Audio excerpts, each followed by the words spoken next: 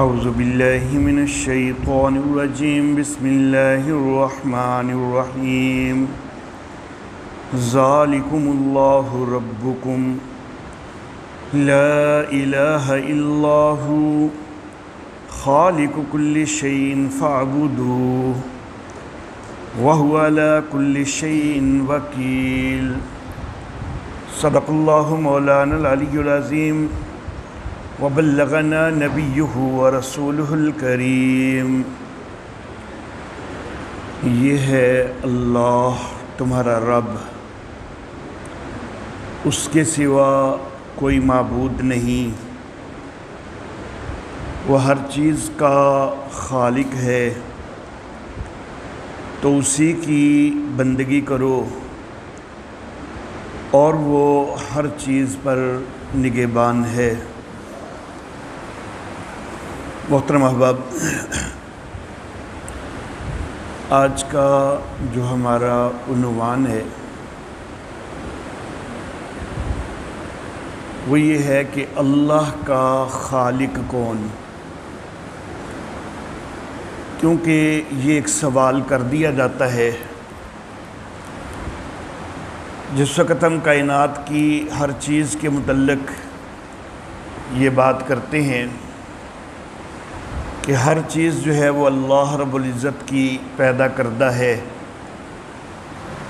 اور جیسا کہ کل کے درس میں نے گفتگو کی کہ ہر مخلوق جو ہے وہ خالق کی پہچان کرواتی ہے،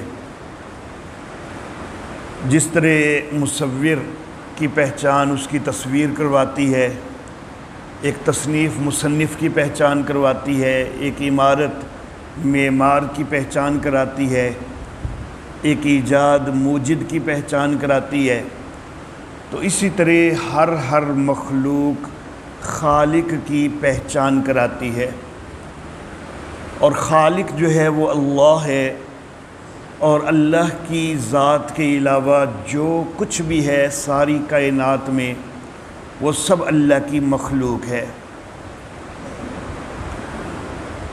تو جس وقت ہم یہ بات کرتے ہیں تو آگے یہ سوال کر دیا جاتا ہے کہ جی اچھا، آپ یہ کہتے ہیں کہ آسمانوں کا بھی خالق اللہ ہے، زمین کا بھی خالق اللہ ہے، پہاڑوں کا خالق اللہ ہے، دریاؤں کا خالق اللہ ہے، سمندروں کا خالق اللہ ہے، سیاروں کا سیارچوں کا خالق اللہ ہے، ستاروں کا کہکشاؤں کا خالق اللہ ہے، سورج چاند وغیرہ کا خالق اللہ ہے، ریت کے ذروں کا، پانی کے قطروں کا، ہر چیز کا خالق اللہ ہے۔ تو پھر یہ بتائیے کہ اللہ کو کس نے پیدا کیا؟ اللہ کا خالق کون ہے؟ تو یہ ایک چبھتا ہوا سوال جو ہے وہ کر دیا جاتا ہے۔ سنن نبی داود کے اندر روایت ہے حضرت سیدنا ابو ہریرہ رضی اللہ تعالی عنہ سے کہ قال رسول اللہ صلی اللہ علیہ وآلہ وسلم، کہ رسول اللہ صلی اللہ علیہ وآلہ وسلم نے فرمایا کہ لا یزال الناس یتساءلون، لوگ تو مسلسل سوالات کرتے رہیں گے، حتیٰ یقالو، یہاں تک کہ یہ بات بھی کہہ دی جائے گی، ھذا خلق اللہ، ھذا خلق اللہ الخلق فمن خلق اللہ، کہ یہ مخلوق کو تو اللہ نے پیدا کیا ہے، تو پھر اللہ کو کس نے پیدا کیا ہے؟ تو یہ بھی لوگ سوال کر دیں گے۔ فمن وجد من ذلک شیئا، تو جو کوئی اس طرح کے سوال کا سامنا کرے، فلیقل، تو وہ یہ کہے آمنت باللہ، کہ میں تو اللہ پر ایمان رکھتا ہوں۔ گویا کہ اللہ رب العزت کے وجود کے حوالہ سے اگر کوئی سوال کرے، جیسا کہ میرے آقا نے فرمایا کہ لوگ یہ سوال کریں گے کہ اللہ کا خالق کون ہے، تو ایسے موقع پر تمہارا ایمان متزلزل نہیں ہو جانا چاہیے، تمہیں پریشان نہیں ہو جانا چاہیے کہ اس سوال کا ہمارے پاس جواب نہیں بن پا رہا۔ تو نبی اکرم صلی اللہ علیہ وسلم فرمایا کہ جواب میں کہو کہ آمنت باللہ، کہ بھائی تمہارے ان اشکالات کی وجہ سے میرا ایمان کمزور نہیں ہوتا، میں تو اللہ پر ایمان رکھتا ہوں۔ اللہ رب العزت کا یہ حکم ہے کہ قل آمنت باللہ ثم استقم، تو کہہ کہ میں اللہ پر ایمان لایا ہوں، پھر اس کے اوپر ڈٹ جا۔ اور ڈٹ جانا جو ہے وہ مشکلات پر بھی ہے اور الٹے سیدھے سوالات پر بھی ہے، کہ کوئی اگر آپ کو متزلزل کرنے کی کوشش کر رہا ہے الٹے سیدھے سوالات کے ذریعے، تو پھر بھی ڈٹ جائیں کہ نہیں بھائی ہمارا تو ایمان ہے کہ اللہ موجود ہے اور ہم اللہ پر ایمان رکھتے ہیں۔ بہرحال چونکہ یہ سوال جو ہے ذہنوں کو پریشان تو بہرحال کر دیتا ہے، تو اس لیے اطمینان قلب کے لیے اس کے متعلق میں چند گزارشات عرض کرنا چاہوں گا۔ سب سے پہلی گزارش یہ ہے کہ اگر حقیقت کو دیکھا جائے کہ اہل اسلام کس چیز کے قائل ہیں، اگر اس چیز کو مد نظر رکھا جائے تو پھر تو یہ سوال ہی پیدا کوئی نہیں ہوتا، کیونکہ اہل اسلام اس چیز کے قائل ہیں، مسلمان اس چیز کے قائل ہیں کہ اللہ خود بخود ہے، ہمیشہ سے ہے، ازلی ہے۔ تو خالق تو اس کا ہوتا ہے نا، پیدا تو اس کو کیا ہوتا ہے کہ جو پہلے نہ ہو، جبکہ مسلمانوں کا تو عقیدہ ہے کہ وہ ہمیشہ سے ہے، ایسا کوئی دور ہی نہیں آیا کہ اس کے اوپر کوئی عدم ہو، وہ عدم سے وجود میں تو آیا ہی نہیں ہے۔ عدم سے جو چیز وجود میں آتی ہے اس کے خالق کا پوچھا جاتا ہے، جو پہلے سے ازلی ہو تو اس کے خالق کا تو سوال ہی نہیں پیدا ہوتا۔ تو اسلامی عقیدہ جو ہے، اصل میں اسلامی نظریہ جو ہے وہ اصل میں اس سوال سے پاک ہے، یہ سوال بنتا ہی نہیں ہے اسلامی نظریہ کے مطابق۔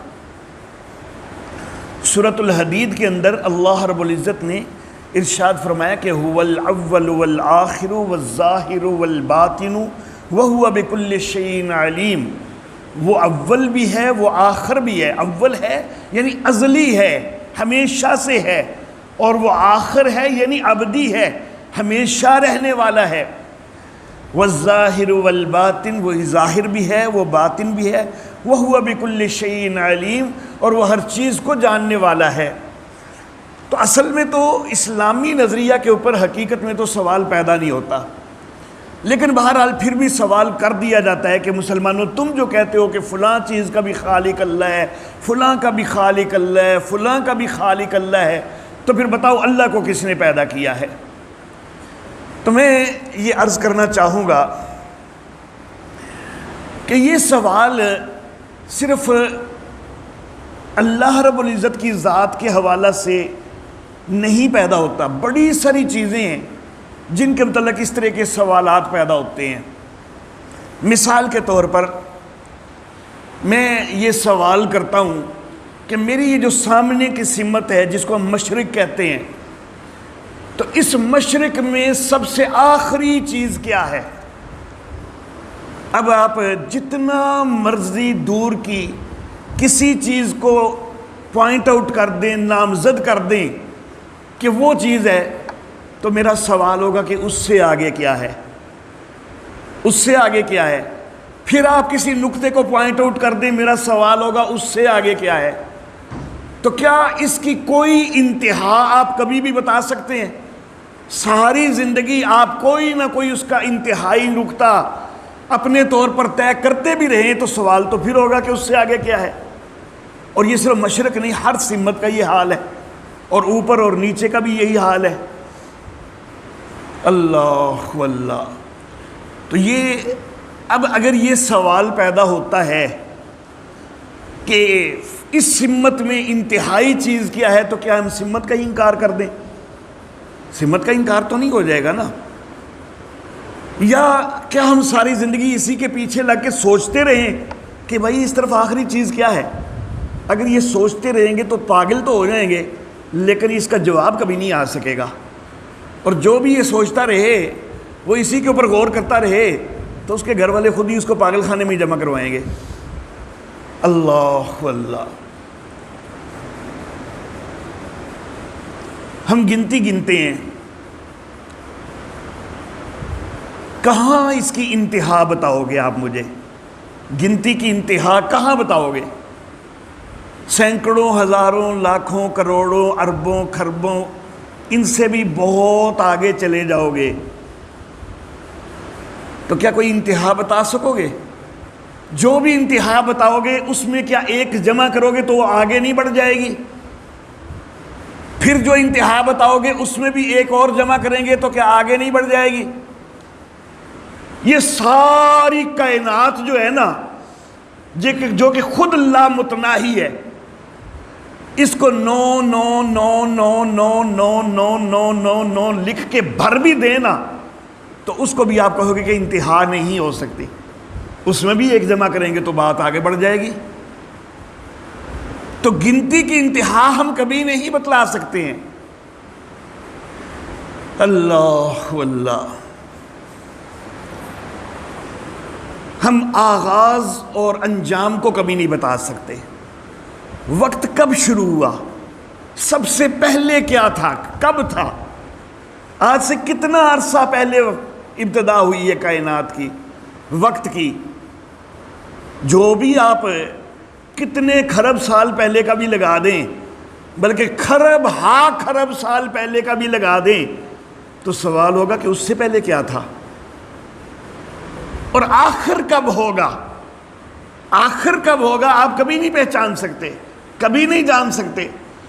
خرب ہا خرب سال بعد بھی آپ چلے جائیں تو کوئی نقطہ آپ متعین نہیں کر سکتے ہیں، بلکہ سوال ہوگا کہ پھر اس کے بعد کیا ہوگا۔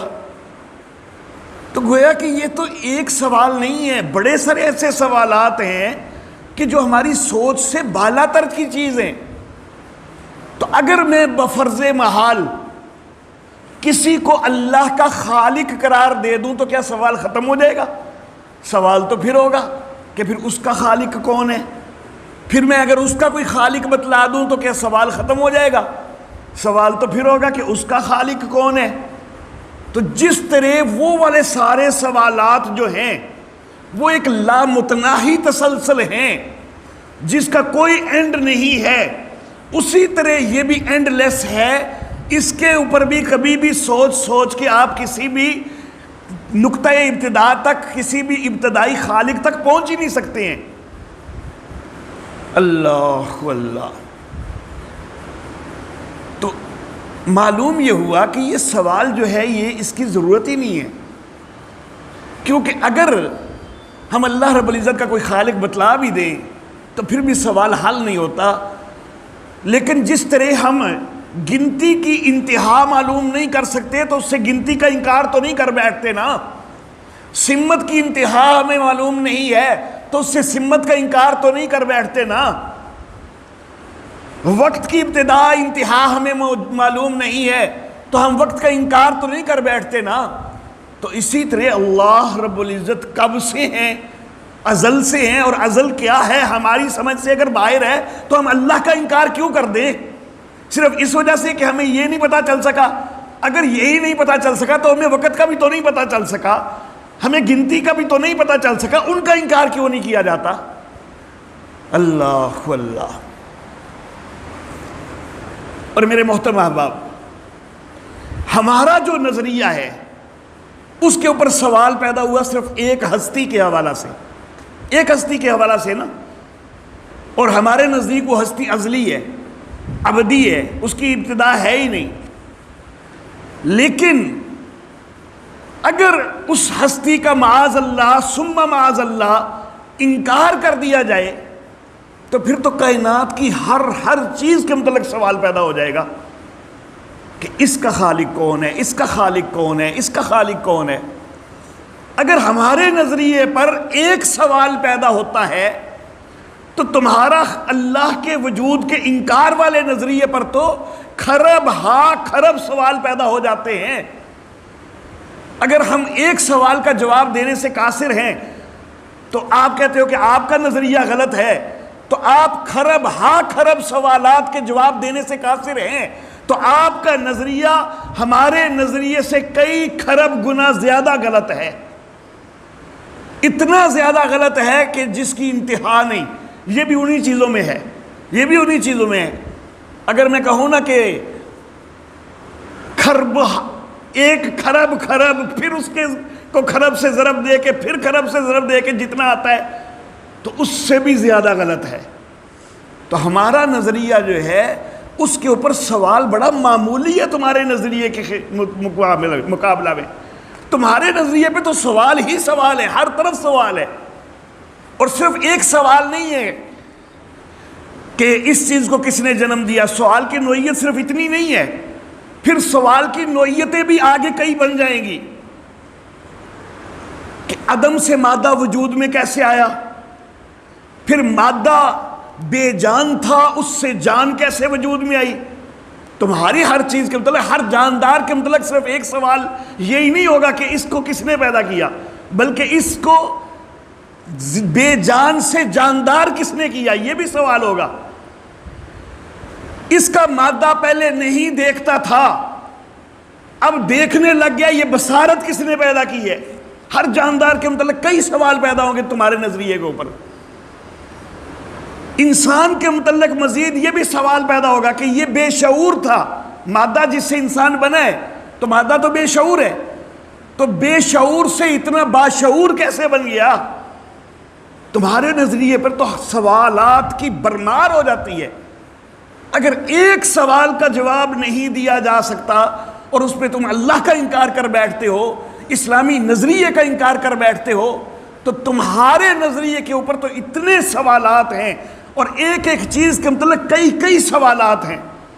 بے جان مادہ جاندار کیسے بن گیا، بے جان نے اپنی نشو و نما کیسے کر لی، بے جان کے اندر حیات پیدا کیسے ہوئی، پھر اس حیات سے اس نے کام لینا کیسے سیکھ لیا، اس کو کام لینے پر لگانا کیسے سیکھ لیا، پھر اس نے اپنی ضروریات کے مطابق اپنے وجود کو کیسے ڈالا۔ تمہارے نظریے پر تو اتنے سوالات ہیں کہ بے شمار ہیں۔ اللہ اللہ۔ تو جس وقت تمہارے نظریے پر اتنے بے شمار سوالات کے جوابات نہیں ملتے، اور ہمارے نظریے پر تو صرف ایک سوال ہے کہ جس کا جواب نہیں ملتا، تو ظاہر بات ہے کہ کوئی بھی عقل مند ہو تو وہ ایک سوال کو قبول کرنا پسند کرے گا، نہ کہ کھرب سوالات کو۔ اس نظریے کو کون عقل مند قبول کر سکتا ہے کہ جس کے اوپر سوالات کی اتنی برمار ہو کہ جس کا شمار ہی نہیں ہو سکتا۔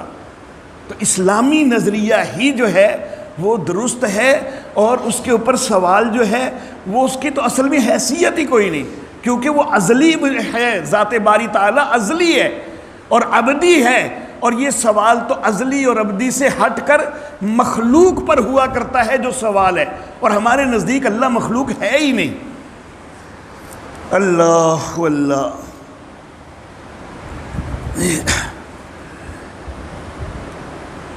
ریاضی اور طبیعیات کے ایک ماہر ہیں ڈانلڈ ہنری پورٹر، ان کی بات ایک نقل کر کے، ایک اقتباس ان کا ذکر کر کے تو میں بات کو ختم کرنے چاہوں گا۔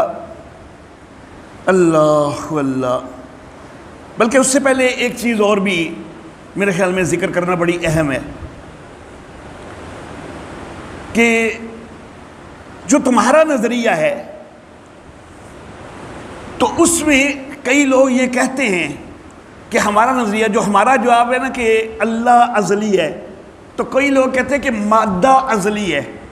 وہ اس کا ایک جواب دے کر تو بات کو ٹرخانے کی کوشش کرتے ہیں کہ مادہ ازلی ہے، لیکن بھائی مادہ ازلی ثابت نہیں ہو رہا، مادہ ازلی ثابت نہیں ہو رہا۔ زمین کا جو مادہ ہے، میں نے کل کے درس میں بتلایا تھا کہ اس کی جو پیمائش کی گئی ہے وقت کی، تو یہ 4,60,00,000,000 سال پہلے کا ثابت ہوا ہے، اس سے پہلے کا ثابت نہیں ہوا۔ ازلی ہوتا تو پھر تو اس کی پیمائش ہو ہی نہیں سکتی تھی۔ اللہ اللہ۔ سورج جو ہے اس کی عمر کا اندازہ جو ہے وہ ریڈیائی پیمائش میں 8 ارب سال ہے۔ 8 ارب سال سے پہلے سورج کا مادہ نہیں تھا، تو مادہ تو عدم سے وجود میں آیا ہے۔ اب کوئی چیز خود بخود عدم سے وجود میں کیسے آ سکتی ہے جب تمہارے پاس اتنی لیبارٹریاں موجود ہیں اور تم ان کے اندر کئی قسم کے تجربات کرتے ہو اور کئی چیزوں کو ملا ملا کے نئی نئی ایجادات کرتے ہو، لیکن تم بھی ایک ذرہ عدم سے وجود میں نہیں لا سکتے. عدم سے وجود میں کہ نہ ہونے سے ہونے پر ایک ذرے کو تم اپنی جدید ترین لیبارٹریوں میں بھی نہیں بنا سکتے ہو، تو پھر یہ سارا مادہ خود بخود عدم سے وجود میں کیسے آ گیا؟ اور جتنے اجرام فلکی معلوم ہیں ان میں سے کسی کی بھی ریڈیائی پیمائش اس وقت تک 20 ارب سال سے پرانی ثابت نہیں ہوئی ہے. پہاڑوں کا میں نے بتلایا تھا کہ کوئی 3 ارب 60 کروڑ سال پرانے، اور جو زیادہ سے زیادہ پرانا ہے تو وہ 4 ارب 20 کروڑ سال پرانا. اس سے پہلے پہاڑوں کا مادہ نہیں تھا، زمین کا مادہ 4 ارب 60 کروڑ سال پہلے نہیں تھا، سورج کا مادہ 8 ارب سال پہلے نہیں تھا. اور کوئی بھی جرم فلکی جتنے بھی معلوم ہیں، زیادہ سے زیادہ جس کی کوئی پیمائش معلوم ہوئی ہے 20 ارب سال تک گئی ہے. اس سے پہلے کا کوئی مادہ جو ہے وہ ان کا ثابت نہیں ہوتا، تو وہ تو عدم سے وجود میں آئے ہوئے ہیں. ان کے متعلق تو سوال بنتا ہے. اور میرا اللہ تو ازلی ہے، وہ عدم سے وجود میں نہیں آیا، تو اللہ کے متعلق سوال نہیں بنتا ہے. اللہ اللہ. تو میں یہ عرض کر رہا تھا کہ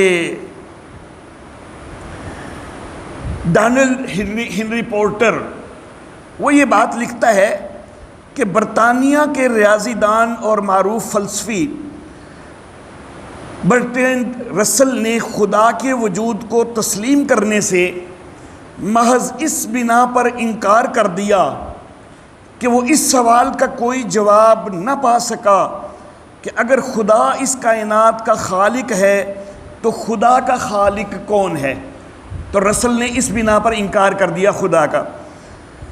تو اس کے جواب میں وہ لکھ رہا ہے کہ اس میں کوئی شبہ نہیں کہ برٹرینڈ رسل علت و معلول کی بحث میں بڑی گہرائیوں تک جا پہنچا، لیکن جب سائنس کے تقریباً ہر کلیے کا یہ حال ہو کہ اس سے پیدا ہونے والے بے شمار سوالوں کا کوئی جواب ہمارے پاس نہ ہو، آخر اس میں کیا معقولیت ہے کہ ہم وجود باری کے سلسلے میں ایک سوال کا جواب معلوم نہ کر سکنے پر سرے سے اس حقیقت ہی سے انکار کر دیں. تو صرف ایک سوال کا جواب اگر معلوم نہیں ہو سکتا تو اس سے اللہ رب العزت کی حقیقت کا انکار نہیں ہو سکتا. وآخر دعوانا ان الحمد للہ رب العالمین.